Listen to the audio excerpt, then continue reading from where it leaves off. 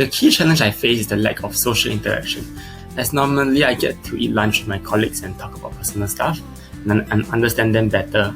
But now I don't really understand my colleagues well, and we can't share work struggles. The key challenge that I'm facing, right, is more on long working hours, because you never know what time is it now. Back then it's in the office, right? So we will work longer hours, and also lack of human touch. I would say we don't really talk to colleagues in the office now. It's mostly through the Zoom call or whatever, or I speak to moms at home only. And also it's like I would say that can't really meet friends around the office area for a lunch.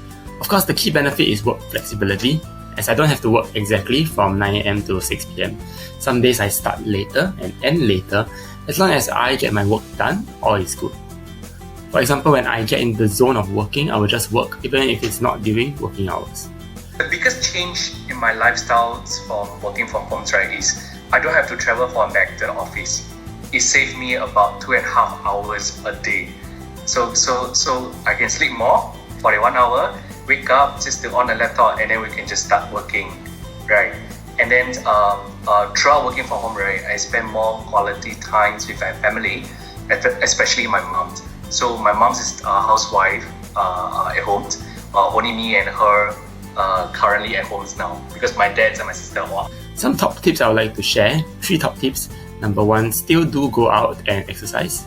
And number 2, arrange for meetings with colleagues outside, maybe for dinner or for some small social gatherings, since we can't really see them during working hours.